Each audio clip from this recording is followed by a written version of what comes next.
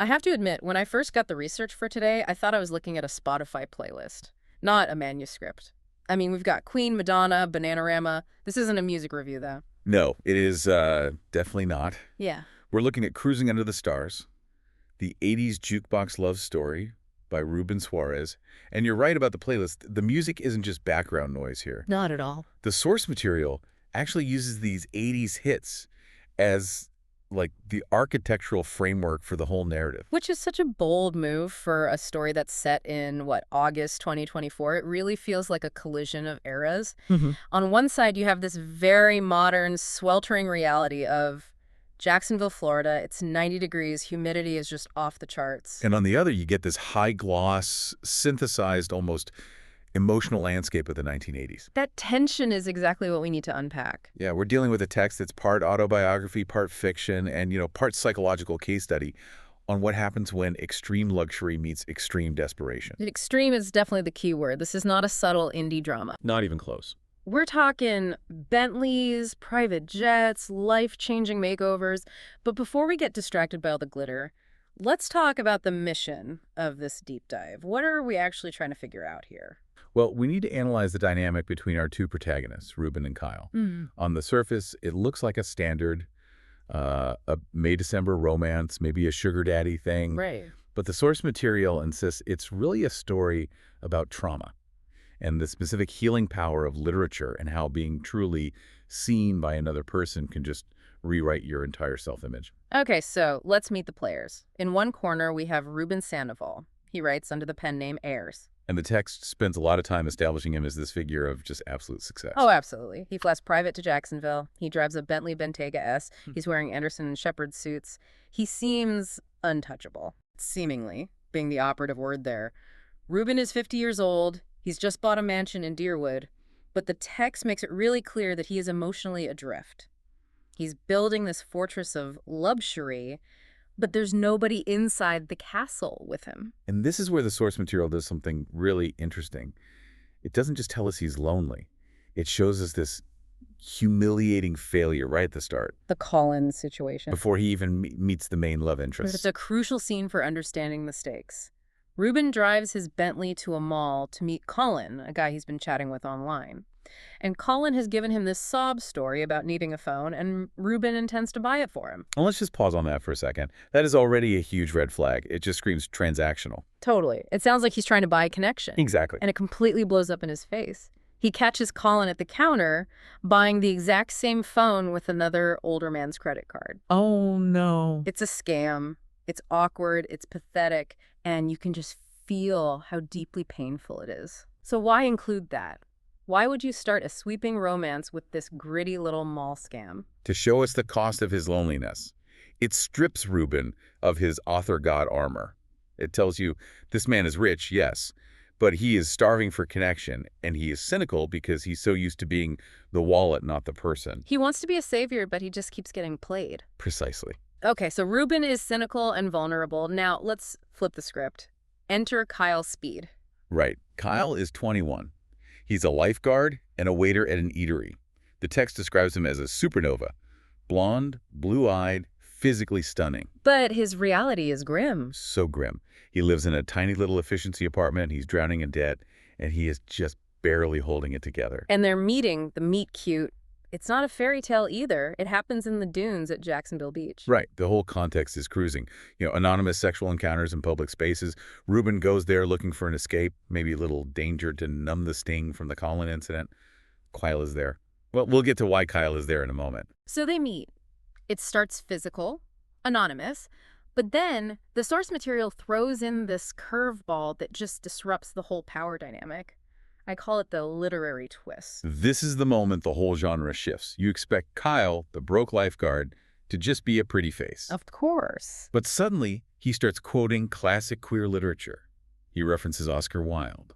He quotes Thomas Mann's Death in Venice. That is a very specific, very highbrow reference for a meet cute in the sand dunes. It is, and it's deliberate. He compares Reuben to Gustav von Aschenbach and himself to Tadzio. And for those of you who haven't read Death in Venice, Tadzio is this object of ultimate beauty and obsession. By making that reference, Kyle isn't just showing off. No, he's signaling something. He's signaling to Reuben that he understands the complexity of their dynamic. It just levels the playing field, doesn't it? Reuben has all the cash, Kyle has the culture. Exactly. It creates an intellectual bridge. Reuben is so used to being wanted for his money, and suddenly this kid wants him for his mind, for his references. It recasts the whole relationship from financial rescue to intellectual soulmates. It validates Reuben's identity as an artist. But underneath all the quotes and the chemistry, there's something much darker going on with Kyle. We have to talk about the night walks. We do. Because he isn't just hanging out in the dunes for fun. No, and this is where the story gets heavy. The source reveals that Kyle has this deep-seated trauma. He confesses to Reuben that he walks the streets at night, engaging in these anonymous encounters, not for pleasure, but to numb a profound sense of worthlessness. He uses the word disappear. He says he does it to stop the noise in his head. I mean, that's just heartbreaking. It frames his sexuality not as liberation, but as a form of self-harm. It's a coping mechanism for depression. And the turning point comes when Kyle tells Reuben that meeting him made the noise stop. He promises to stop the night walks. And the critical detail here is he makes this promise before he knows Reuben is wealthy. That is such a huge distinction. It is. He isn't stopping because he found a sugar daddy. He's stopping because he found a real human connection. Precisely. It validates that his feelings are real. But of course, the wealth does come into play. Reuben finds out Kyle is 2 months behind on rent. And enter Mrs. Freeman. Now she feels like a character dropped in from a completely different movie. She is the comic relief, but she also serves a narrative purpose. She's the gatekeeper of Kyle's poverty. She's loud, she's got a big wig, neon nails, and she is just screaming at Kyle for money. And Reuben steps in like a deus ex machina. He hands her $2,000 in cash, $2,000 bills. And just watch the transformation. Mrs. Freeman goes from screaming to charming in a split second. She calls him Mr. Reuben Sandwich. Right. She compares Kyle to Paris Hilton, implying he's now a kept man. It's funny, but it also underscores the terrifying reality of being poor. Money changes how the world treats you instantly. But I want to contrast that with Kyle's village, because Reuben isn't the only one trying to help Kyle out. This is such an important beat in the story. Kyle has this group of friends at the eatery. Michael, Ian, Kathy, Caroline. When Kyle gets a date with Reuben, he admits he has nothing to wear and no money. And these friends, who are presumably making minimum wage just like he is, they dig into their own pockets. They pool their cash. They each give him $100. I mean, think about the weight of that. Reuben writing a $2,000 check is easy.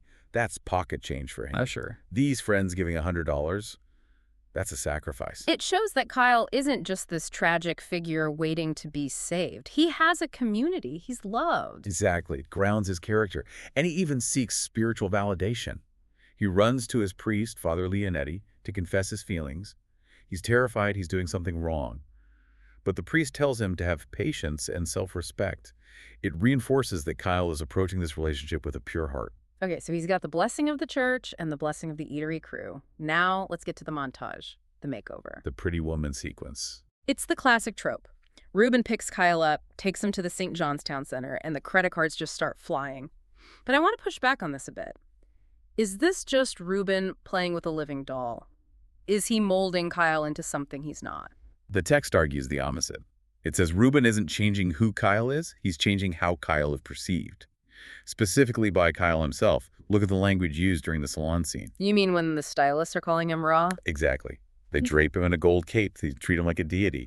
For a kid who spent the last year feeling invisible, walking in the darkness, feeling worthless, being looked at with awe it's like a psychological drug. So the clothes, the Hugo Boss, the Brooks Brothers suit, they're just armor. They're permission. When Kyle puts on that charcoal gray suit at Brooks Brothers, the text says he realizes he fits. It's a reclamation of space. He stops hunching. He walks with what the source calls king energy. He isn't being molded. He's being revealed. Yeah. And the public reaction reinforces that. People start recognizing Reuben as Ayers, the famous author. A crowd forms. But they aren't just looking at the famous writer. They're looking at Kyle. And Kyle steps up. Yeah. He embraces the celebrity. It's a massive shift from the boy who wanted to disappear in the dunes. Now he wants to be seen. But even with the new suit and the haircut, they still need to pass the final boss level. They need the approval of the coon. David MacArthur. Reuben's best friend, his publisher, and arguably the most flamboyant character in the book. I love this guy. He shows up at Tiffany's with his chauffeur and an amethyst cane. An amethyst cane. That is a level of extra I can only aspire to. He is the arbiter of Reuben's entire world. If David rejects Kyle, it's over. But David takes one look at Kyle and calls him a celestial being. Simply irresistible. David gives his blessing immediately. But the scene that follows the lunch, that's where the relationship pivots again. It stops being about the clothes and the money. This is where they bond over the Song of Achilles. Yes. They're at this fancy Italian lunch, and they start reciting lines from the book in unison. We were as gods in the first light of the world. That's some heavy stuff for a first date. It confirms that their bond is spiritual.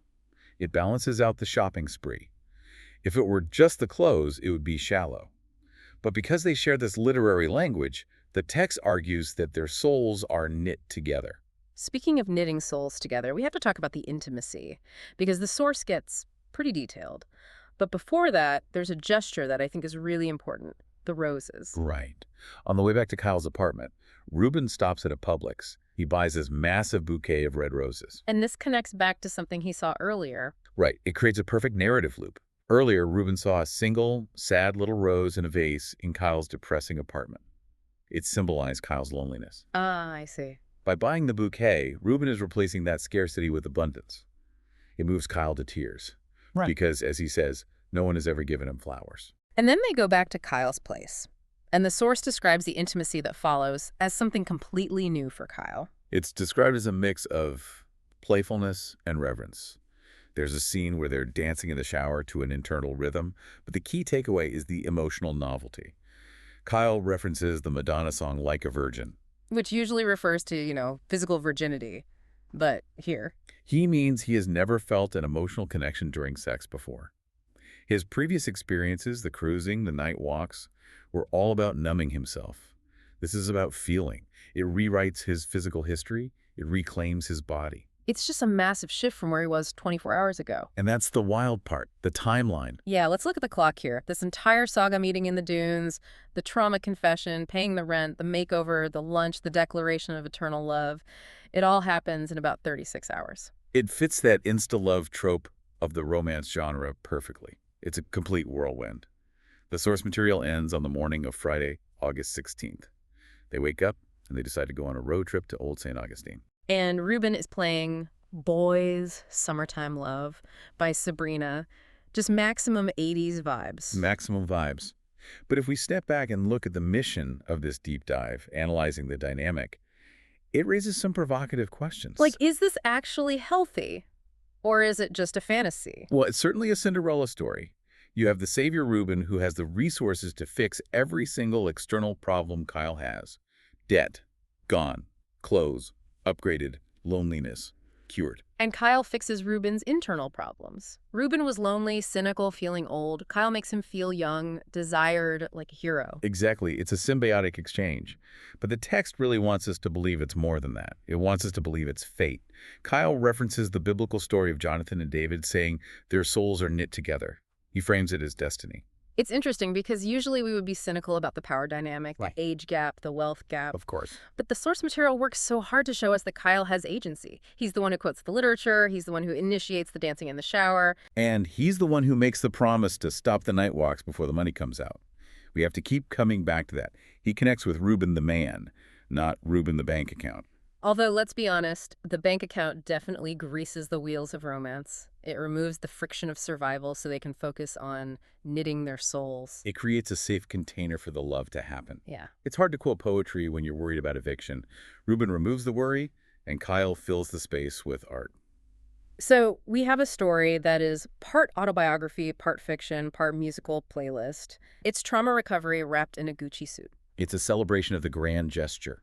In a world of modern dating that is often very casual, very non-committal like that Colin situation, this story just says, no, dive in, buy the flowers, pay the rent, quote the poetry. It is unapologetically romantic. It refuses to be chill. Precisely. It rejects irony. It embraces the melodrama of an 80s power ballad. So as we wrap up this deep dive into Cruising Under the Stars, what's the big takeaway for you? I think it's about the transformative power of being seen. Yeah. Kyle was invisible to everyone, his coworkers, the world. except as a body to be used. Reuben saw him as a supernova, as a literary figure, as a soul.